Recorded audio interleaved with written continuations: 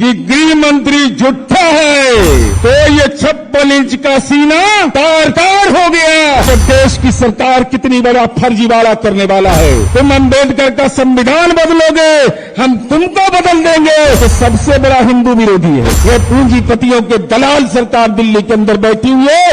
तो काम करते हैं, तू करता है फर्जीवाड़ा। समझ में आता है ना फोर्टेलिटी का काम। मैं विभिन्न बिंदुओं पर राष्ट्रीय अध्यक्ष जी, प्रदेश अध्यक्ष जी, माननीय मंत्री बोलेंगे। हम एक चीज दिखाना चाहते हैं कि यह देश की सरकार कितनी बड़ा फर्जीवाड़ा करने वाला है। संसद का सत्र की बात की गई, कहा गया कि विशेष सत्र हुआ है, आहूत किया गया। ये दस्तावेज है मेरे पास। संसद सत्र के लिए देश का ये संसदीय कार्य मंत्री 31 अगस्त 2023 को 3:18 पर ट्वीट करता है कि विशेष सत्र होगा।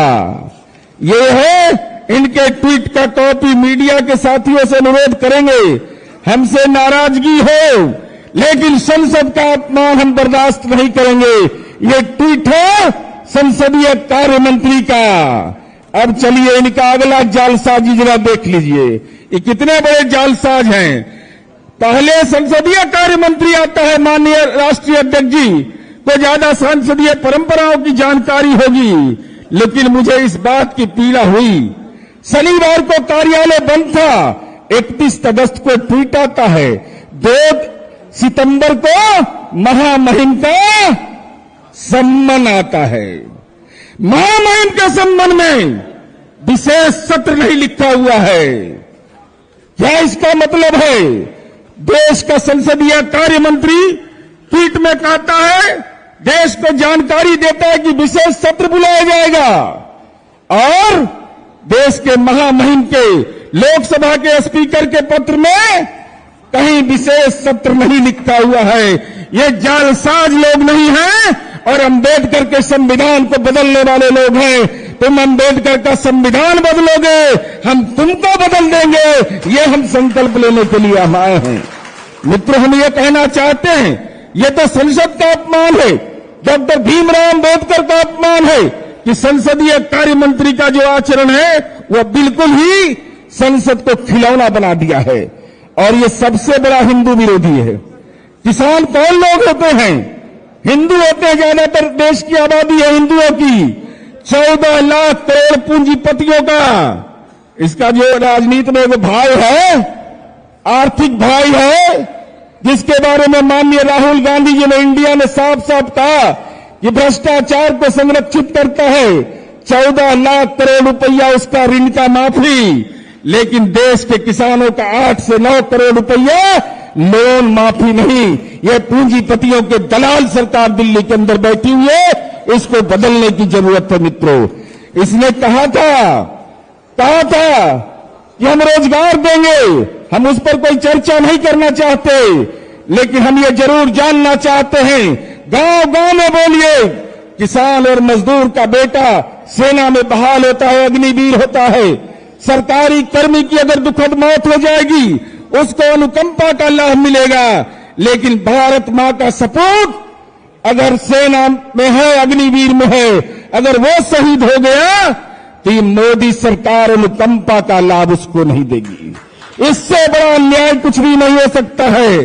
और हम यह कहना चाहते, किसान हैं तो माननीय नीतीश कुमार जी तो आपके लिए बहुत किए। 2000 रुपया जो एग्रीकल्चर कॉलेज में पढ़ता है उसको दिए हैं।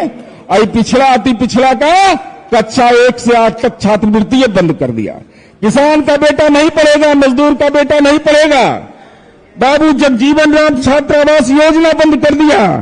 हम यह कहना चाहते हैं आप साथियों से, यही निवेदन करना चाहते हैं, अंतिम निवेदन, कि ऐसे लोग हैं जो 1947 को आजादी नहीं मानते। ये भारतीय जनता पार्टी के लोग जहां जाएं उनको घेराबंदी करके सवाल जनता पूछेगी कि 47 में आजादी नहीं मिला था तो कब आजादी मिला था। और अब मोहन भागवत ने कहा है, ललन बाबू के इंडिया से डर गया, नीतीश कुमार जी के इंडिया से डर गया और कहा कि इंडिया नहीं भारत शब्द का इस्तेमाल करना चाहिए। फर्जी हिंदू मोहन भागवत, हम आपको जानकारी देना चाहते हैं। अगर आपको जानकारी का अभाव है, अगर आप ज्ञान के चंदूखाना में घूम रहे हैं, आप हिंदू परंपरा का अपमान कर रहे हैं। संविधान सभा में बहस हुई, चूंकि आपकी नीयत यह है, इंडिया नाम रखे तो इंडिया का विरोध, भारत नाम रखते तो भारत का विरोध। आप इंडिया का विरोध इसलिए करते हैं और कहते हैं भारत उसका नाम रहेगा। तो 18 सितंबर 1948 को भीमराव अंबेडकर ने संविधान सभा में सर्वसम्मत प्रस्ताव पारित किया, कहा इंडिया दैट इज भारत। ये नाम जो है, ये देश के भीमराव अंबेडकर के नीति और नीयत के अनुरूप है।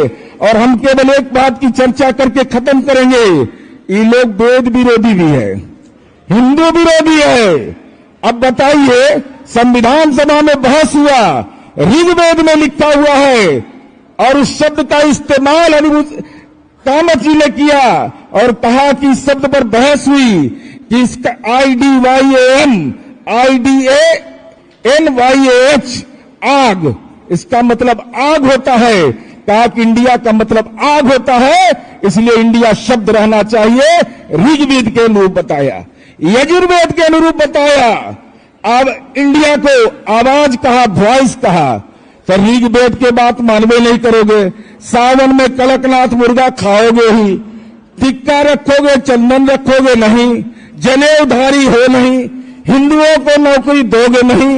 ये हिंदू विरोधी सरकार है देश के अंदर में, और ये संविधान बदलना चाहती है, संसद का अपमान करना चाहती है। इसलिए गांव के खेत खलियानों में अपनी उपलब्धियों के साथ इन फर्जी राष्ट्रवादियों का चेहरे का नकाब उतार दो, और ऐसा नकाब उतारो कि देश और दुनिया के अंदर में देश का जो शर्मसार किया है। हिंदुस्तान जिंदाबाद, इंडिया जिंदाबाद, भारत जिंदाबाद। माननीय पार्टी के राष्ट्रीय अध्यक्ष ललन सिंह जी और माननीय नीतीश कुमार जी जिंदाबाद जिंदाबाद।